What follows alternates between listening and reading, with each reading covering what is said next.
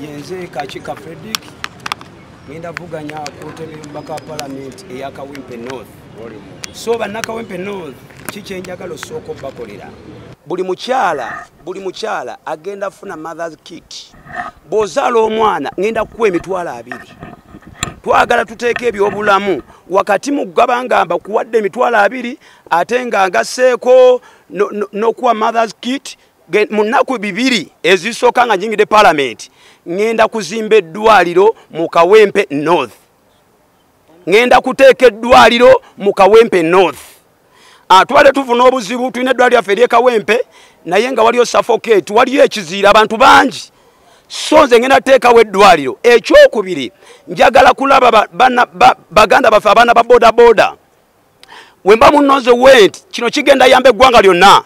Abaana ba boda ka permit akasooka ngenda lwana nga kaba kabwerere kubanga tufuna obuzibu ovuga boda ofuna omutwalo owayo omutwalo w'omugagga naye nga nawe tolina nazo ofisa waki government tevaayo nega abaana ba boda element bazisale bay ka driving permit akasookerwako kubanga omwana agana ewola boda ya $9,000,000 naye ate gwe ne government kakulemya omuteekerawo.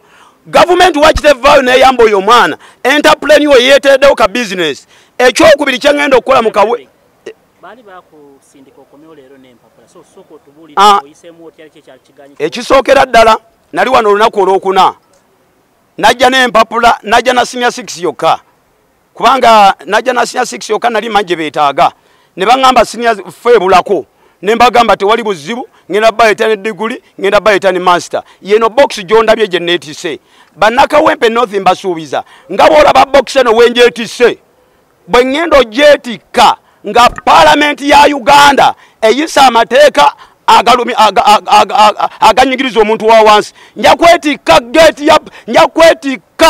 gate ya parliament ngeyisa amateeka aganyigirizwa omuntu asinga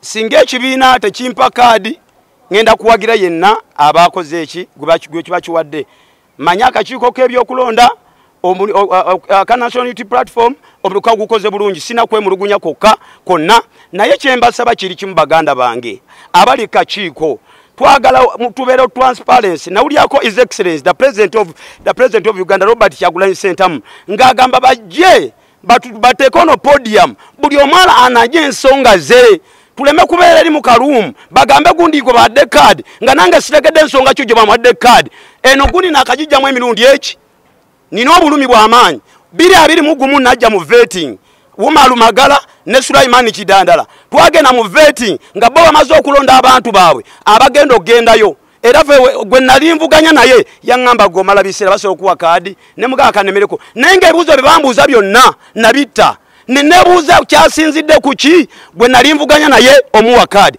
ekyo saagala kiddewo nga president we yagambye batuyise wano bayita bannakawempe oba tugenda mu kisawe ky'ekawempe buli omwana anye ensonga ye buli omwana aleete ensonga ye nveewo nga ntegedde kakika bampangudde luzungu lwe lwannemye nayogedde bubi nalemedde okubaganya ebirowoozo nga president we yagambye president yayogedde kira n'agamba tugenda kubaganya ebirowoozo amina. Okay, briefly in English. My name Kachika Frederick. I have been nominated as a flag bearer. I'm waiting for the time of voting. But my people in Kawempe North, I'm sure you that when I elected as a member, when you elected me as a member of parliament, first and foremost, I'm going to take the hospital in my constituency. Second, I will make sure that the taxation being reduced to the entrepreneurs, to the workers, and so on and so on and so on and so on. So God bless you. So what is in the box? The other time I came here with my senior 6. I came here Thursday last week. I came here with one document which is senior 6. And the committee told me that on Monday you come with all your documents. This box I brought all that documents. I have a degree, I have the masters, all documents contained here.